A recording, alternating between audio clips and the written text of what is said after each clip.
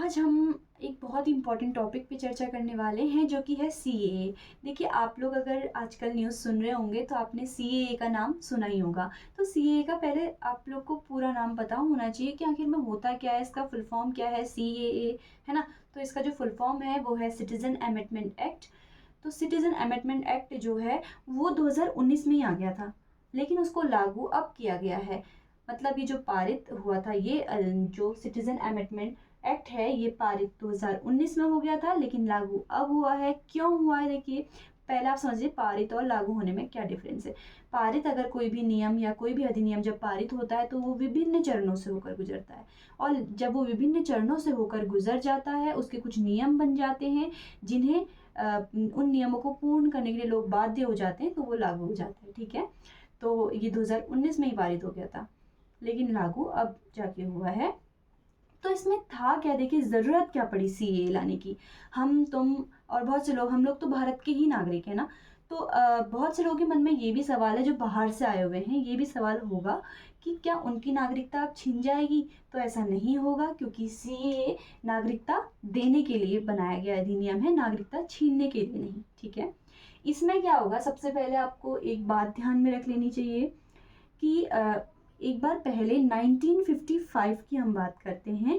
तो 1955 में नागरिकता अधिनियम आया था 1955 में। उसमें संशोधन करने के लिए ही उसमें मतलब परिवर्तन करने के लिए 2019 में फिर से नागरिकता अधिनियम लाया गया। ठीक है, तो उसमें इस वाले जो 2019 में आया, इसमें ये क्या क्या बातें कही गई और क्या क्या इसमें चीज़ें हैं ऐसी नहीं जो पहले नहीं थी, उन चीज़ों को हम समझते हैं। सबसे पहले तो देखिए, जो नागरिकता अधिनियम है उसमें ये बात बोली गई थी या बोली गई है कि जो धर्म है ना, ये किन किन धर्मों के लिए है। ये केवल 6 धर्मों के लिए, 3 देशों के लिए है। तो जो 3 देश हैं या वो जो 6 धर्म हैं उनको हम समझते हैं। देखिए, जो 6 धर्म है वो है हिंदू, जैन, बौद्ध, सिख, ईसाई और पारसी धर्म के लिए ये लागू होता है, और मुस्लिमों के लिए ये लागू नहीं होता है। ठीक है, क्यों नहीं होता है ये हम समझेंगे। बाकी देश है, देखिए अफगानिस्तान, पाकिस्तान और बांग्लादेश। अब आप लोग के मन में ये सवाल होगा कि एक तो इसमें मुस्लिम नहीं लिखा गया है, ऊपर से पाकिस्तान लिखा गया है, अफगानिस्तान लिखा गया है, बांग्लादेश लिखा गया है, तो कैसे। देखिए, जो देश हैं वो केवल 3 ही लिए गए हैं, और 3 ही क्यों लिए गए हैं ये मैं आपको बताती हूँ।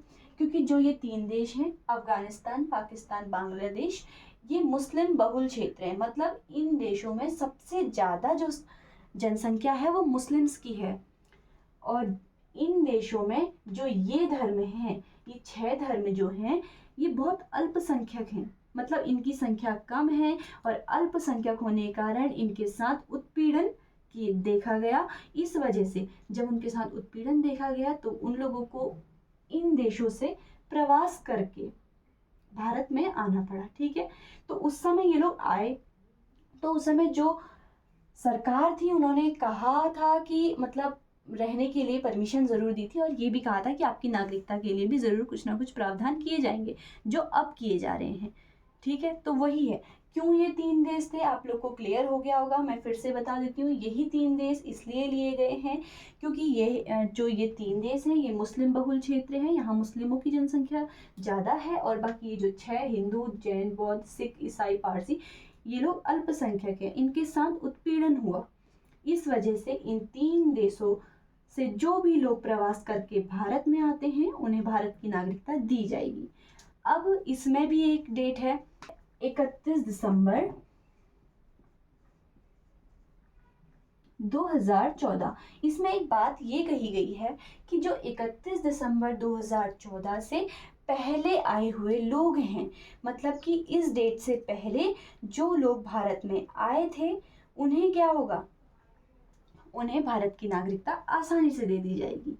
जो भी 31 दिसंबर 2014 से पहले अफगानिस्तान, पाकिस्तान और बांग्लादेश से भारत में आए थे उन्हें भारत की नागरिकता आसानी से प्रदान कर दी जाएगी। ठीक है, तो ये डेट इसमें आपको लर्न मतलब बहुत अच्छे तरीके से याद करनी है कि किस डेट को ऐसा बोला गया था। तो 31 दिसंबर 2014 को बोला गया कि इन 3 देशों से आए हुए प्रवासियों को भारत की नागरिकता दे दी जाएगी। ठीक है,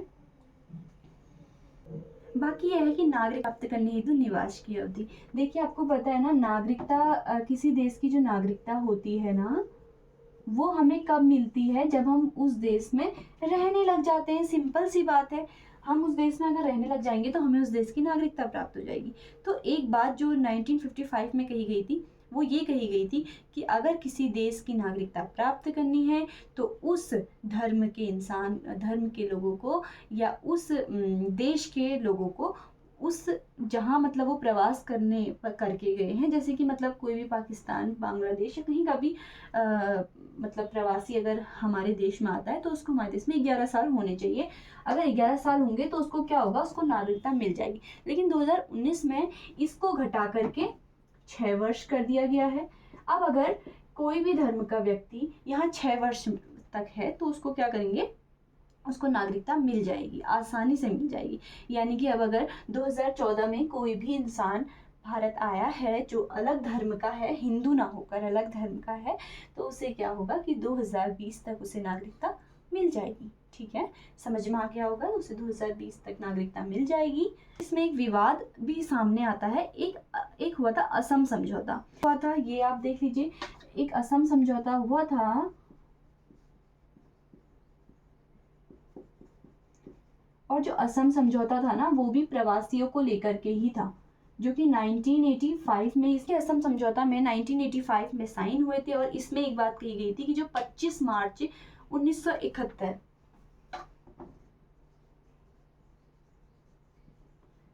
25 मार्च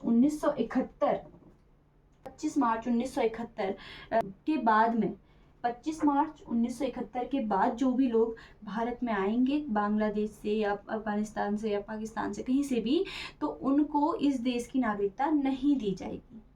ये बात कही गई थी असम समझौते में। इसका विरोध असम में इसीलिए हो रहा है क्योंकि असम समझौते में तो ये बात बोली गई थी, लेकिन इसमें क्या बात बोली गई है? इसमें ये बात बोली गई है कि जो 31 दिसंबर 2014 है, उससे पहले जो लोग यहाँ आ चुके हैं उनको नागरिकता दे दी जाएगी। उनका कहना यह है कि यदि ऐसा होगा तो असम समझौते का उल्लंघन होगा। अगर सीएए लागू हो जाता है तो उससे असम समझौते का क्या होगा? उल्लंघन होगा। ठीक है, तो यही था सीएए। देखिए, इसको एक छोटी सी लैंग्वेज में अगर हम समझे तो हम ये समझ सकते हैं कि सीएए एक ऐसा कानून है जिससे अवैध प्रवासियों को भारत की नागरिकता प्रदान की जाएगी। ठीक है, भारत की नागरिकता कैसे प्रदान की जाएगी, किन देशों के लोगों को प्रदान की जाएगी, वो मैंने बता दिया। देश इसमें केवल 3 है, जबकि धर्म इसमें 6 हैं। और क्यों हैं 3 देश? बता दिया, क्योंकि मुस्लिम, वहाँ वो मुस्लिम बहुल क्षेत्र है, जबकि वहाँ पे जो अल्पसंख्यक है उनके साथ उत्पीड़न सामने आता है, आप देख।